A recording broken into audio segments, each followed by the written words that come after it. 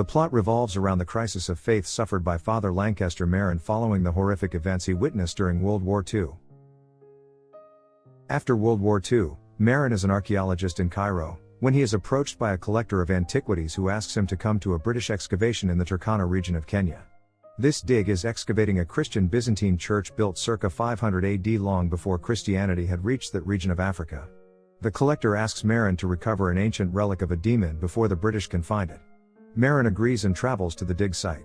He is joined by Father Francis, a Vatican scholar who was on his way to do missionary work in East Africa but was diverted by the Vatican to ensure the church is not desecrated. Upon arriving at the site, Merrin meets Major Granville, the British military officer in charge of the dig. Merrin also meets the chief excavator, a brutish man with visible boils on his face. And he meets Sarah, a doctor who spent time in a concentration camp during World War II and is haunted by what happened to her there. Merrin's translator and guide are Chuma. In addition, Merrin learns that the diggers are disappearing or leaving in droves because the local tribesmen fear the church is cursed. Merrin witnesses a digger inexplicably experience a seizure.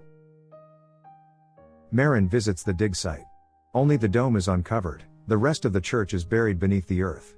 Merrin discovers that the church is in perfect condition, as though it had been buried immediately after its construction was completed. Merrin, Francis, and Chuma enter the church through the dome.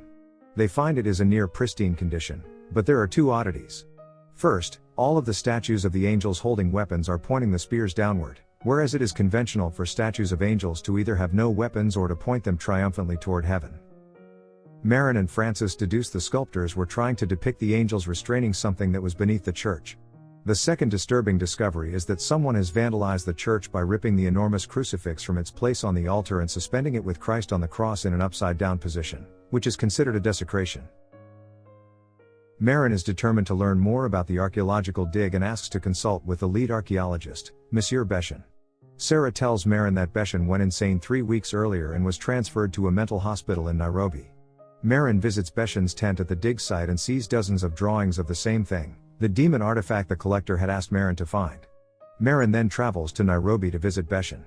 But when he enters Beshan's room, he discovers Beshan has carved a swastika on his chest and is speaking through demonic possession in the voice of the sadistic SS commander who tormented Merrin during the war.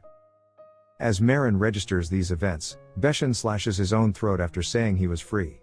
Father Janetti, warden of the asylum, speculates that Beshan was not possessed but rather touched by a demon, which drove him mad and eventually to suicide. Merrin is very skeptical, but before he returns to the dig site, Father Janetti gives him the volume of Roman rituals to use in exorcism, although Merrin claims he will never use them. Upon returning to the village, strange events continue. A local boy is attacked and killed by hyenas that seem to continuously stalk the dig, night and day. His younger brother, Joseph, enters a fugue state after watching his brother ripped to pieces. Merrin begins to suspect that something evil lies in the church and is infecting the region. There are stories of an epidemic that wiped out an entire village. However, when Merrin, growing suspicious of these rumors, digs up one of the graves of the supposed victims of this plague, he discovers it is empty. Meanwhile, the evil grows, turning people against each other and resulting in violence, atrocities, and more bloodshed. Father Francis reveals to Merrin that the builders of the church never meant it to be recorded in Vatican documents. However, a vague reference to it was recorded, leading to its subsequent discoveries in the 19th and 20th centuries. Francis also reveals that the church stands on the supposed site where Satan fell to earth after the war in heaven, and it was constructed by early Christians in an attempt to purify the evil that resides there. Beneath the church lies the ruins of an even older temple, but not a Christian one. Rather, in the ruins under the church, Merrin and his allies find demonic icons and other signs of evil and Satanism. This land is where he first encounters the demon that calls itself Pazuzu, which he will encounter again in The Exorcist. This is the demon that brushed Beshan, driving him insane, and Joseph, making him ill. At the end of the movie, the dig's doctor, Sarah, turns out to be the possessed individual and has the demon exorcised from her in the tunnels below the church but dies. Dr. Merrin and Joseph emerge from the church, once again buried in the sand, and history has repeated itself. 50, and 1,500 years ago, everyone at the site was killed by an evil presence from the church, except for one priest. Now, only Father Merrin and the little boy are left as the British soldiers and the local tribes have annihilated each other. Merrin returns to Rome and meets with the collector at a cafe, explaining he was unable to find the relic. The collector replies, "But you found something? didn't you?" As he leaves, Merrin is revealed to be wearing a collar and is now a priest again, having regained his faith in God, after defeating the demon with holy exorcism rituals.